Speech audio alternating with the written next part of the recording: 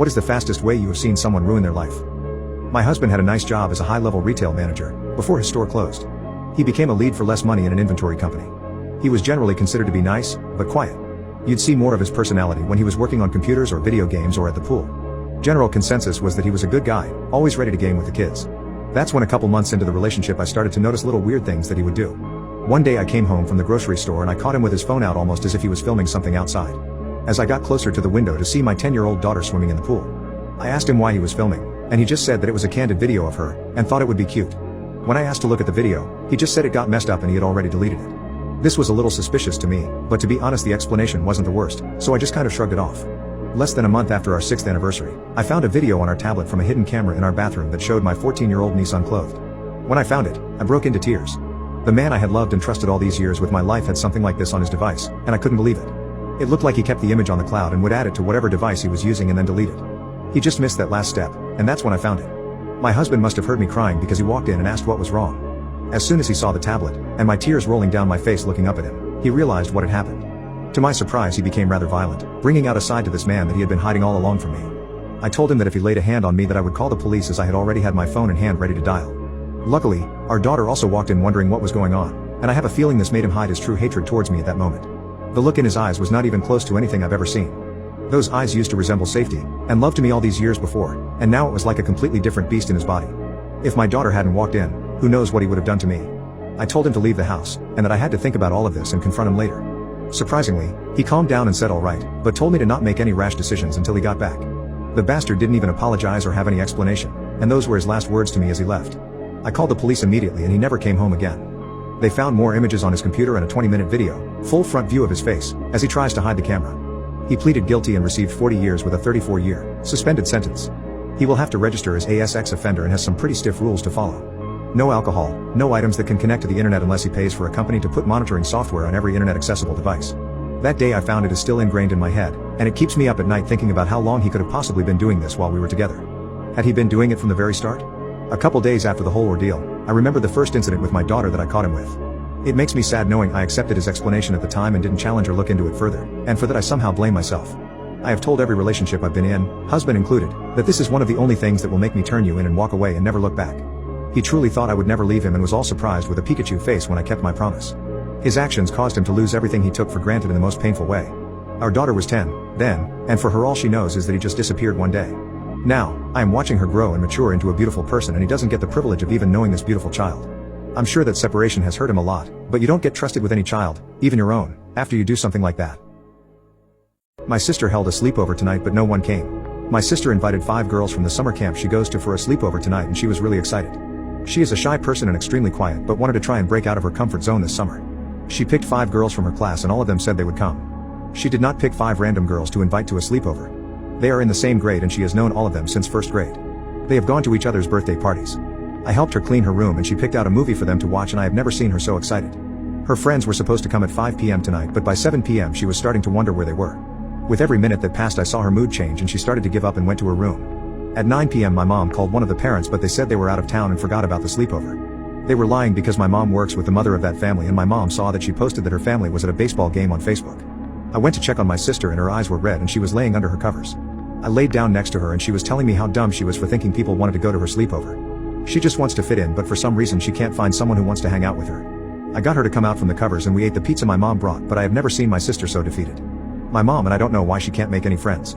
She's into the same things the girls in her grade are and she isn't considered weird by the other kids in her class.